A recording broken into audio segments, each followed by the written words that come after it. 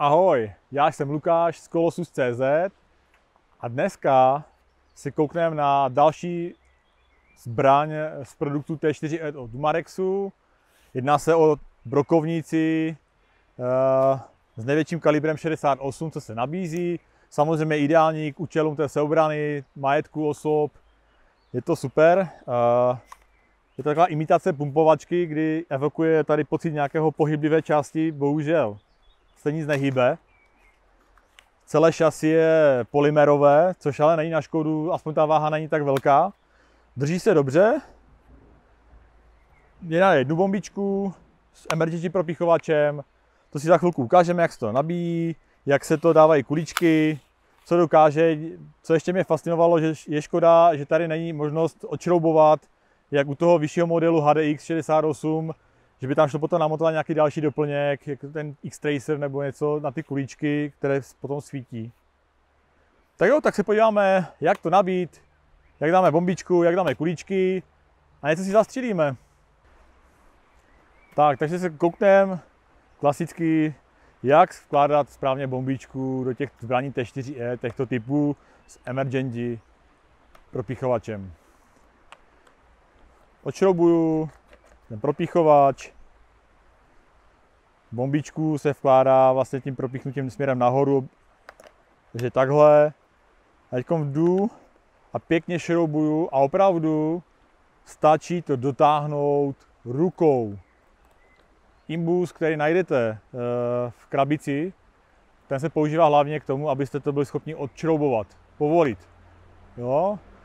Fakt to stačí dotáhnout takhle, jinak dochází, protože lidi si myslí, že to dotáhnou, že to bude lepší. Ne, je to naopak, je to horší. Fakt se strhává závět, může se to zničit, ničí se ten ventil propíchovací. Nedělejte to tak. Takže to je to jednoduchý. Mám to tam zašroubované a teď už stačí opravdu v době, kdy potřebuji tu zbraň použít, tak vlastně bouchnu prostě ze spodu.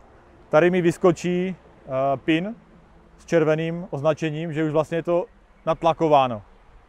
A teď mám prostě zbraň připravenou k použití. A stačí jedině odjistit pojistkou, která je tady vedle spouště. Dám zprava doleva. Ukáže se mi tady na tom pínu trošičku červeného a vím, že mám připravená, fakt teď už střílím. Jo. Takže teď si to ještě zajistíme a nabijeme střelivo a ukážeme si, jak se nabíjí střelivo tady z toho modelu. Tak, podíváme se, jak nabít správně ty kuličky do této brokovnice. Určitě používejte klasické kuličky, nepoužívejte určitě Precision, nedáte je tam, takže jo, klasika. Je tady takový, no jak se tomu říct, takový jezdec, asi to soudruzi v Německu se snaží dobře vymyslet. Musíte si ho nejdřív jakoby tak nějak zpřímit, aby se potom mohli pěkně dát takhle až dolů a celou tu pružinu vlastně zacvaknout dole a nyní můžete začít nabíjet kuličkami. My použijeme klasické kuličky, máme po ruce, stylovky. Nahnu si to směrem takhle a jednu za druhou je tam dávám. Ještě jsem to neříkal, vleze se jich tam celkem 16. Jo? Já jich tam dám něco méně, ať vidíte, jak to tam je. Mám to tam, pak klasicky odhačím, nechám pustit, natlačí se mi ty kuličky. Tady můžu zkontrolovat, že jsou opravdu poskládané hezky a jsou připravené k tomu, aby se mohli vystřelit. No abych nezapomněl, určitě na brokovnici najdete vývrlištu 22, nahoře můžete dát nějaký kolimátor, z boku taky máme laser nebo svítilna, ať tomu nějakému hajzlíkovi můžete pěkně posvítit, na něj si posvítit a to trefíte hezky. Jo? Takže teď můžeme přistoupit k samotné střelbě. Vyzkoušíme si na těch 10 metrů, jak to bude přesné, jestli to bude lepší než nějaké HDR 68, ten revolver, když tady máme tu delší hlaveň. A vyzkouším tady takové ty nějaké imitace nějakého hledí a mušky, no, tak uvidíme, jak se bude střílet teda. Takže jsme si nachystali našeho oblíbeného zombíka, abychom zjistili na těch cirka 10 metrů, jaký máme soustřel. Propíchnuto máme, nabito máme taky, takže odjistíme a jdeme střílet. Zkoušíme ty mířidla. No, nic extra, ale je to brokovnice, takže je to spíš taková střelba mířená, nemířená.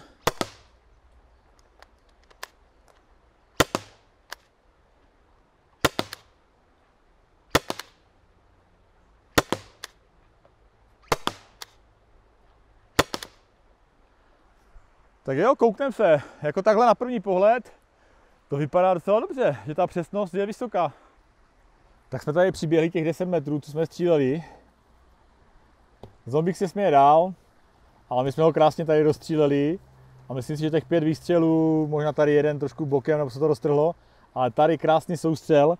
A myslím si, že na to, že to je 10 metrů, že je jako super. Jo? Jde poznat, asi ta délka té hlavně jde poznat na tom soustřelu, kdy prostě je to fakt malinko. A to jsem ani tak moc nemířil. Jediné, co trošku tam jsem zaváhal, bylo, že při pár výstřelech se trošku sekla spoušť. To si k tomu ještě potom něco, když tak můžeme říct. Může se to asi stát, že tam možná ta kulička se nějak sekla, nechtěla tam jít. Možná promazat trošku potom ten náběh té komory, kde se ty kuličky vkládají do té hlavně, potom vcházejí do té hlavně. No. Uvidíme, vyzkoušíme, řekneme si k tomu když tak ještě něco potom.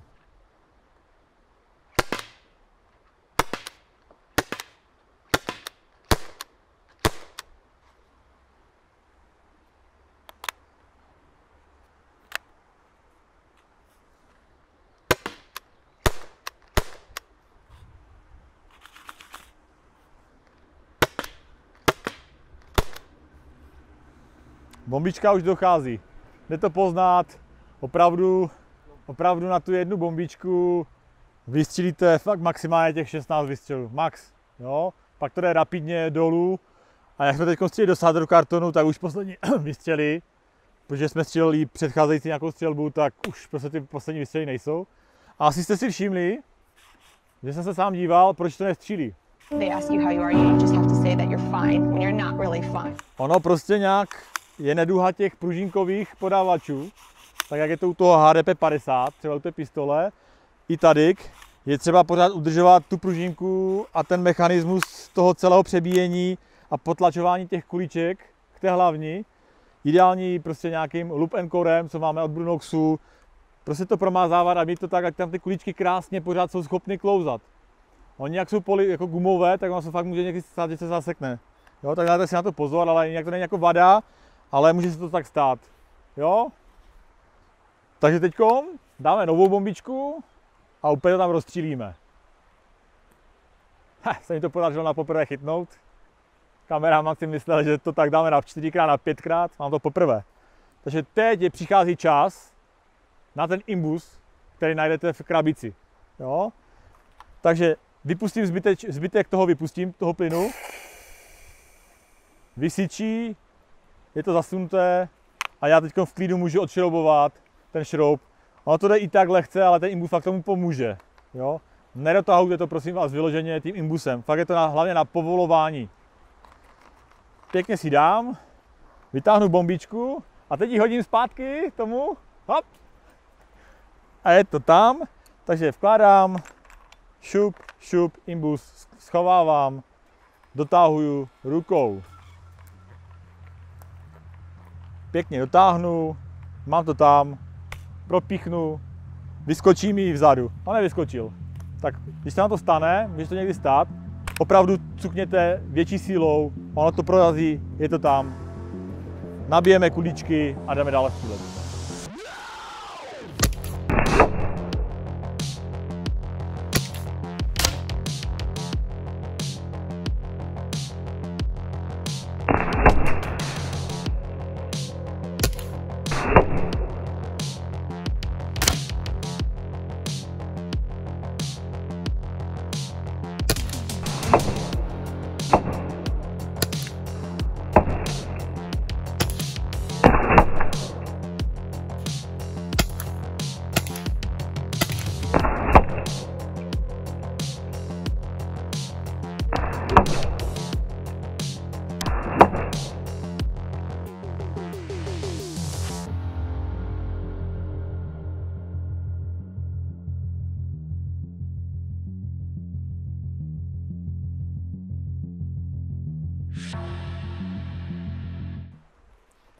Tak jo, tak jsme si vyzkoušeli střelbu tady z té krásky.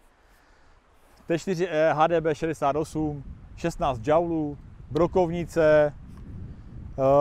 Co tomu vytknout? Určitě což ten tady se rozčiloval, to tam je vystříženo.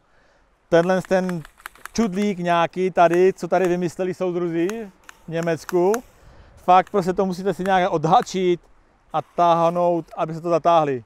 Jo? Nedej bože, kdybyste chtěli tady někde skončit tady uprostřed s tím jezdcem a pak chtěli doplnit kuličky znovu. Tak jako to je jediná taková hlavní výtka tomu. Jinak u těch gumových se může stát, ale to je prostě neduha tady těch posuvných pružinových posuvačů těch kuliček. U těch gumových může dojít, to fakt tady někde se to sekne trošičku, tak jak jsme v tom videu viděli, že se to někde tak jak by seklo. Mášte to olejčkem, nebude to dělat, bude to v pohodě.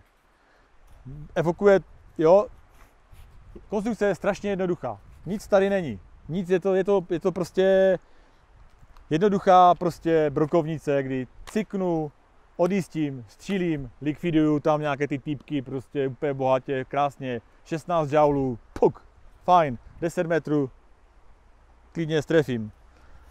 Míření u té brokovnice, tady jsou to jako že mířidla, ale vůbec bych to nějak nehrotil, mířím, střílím.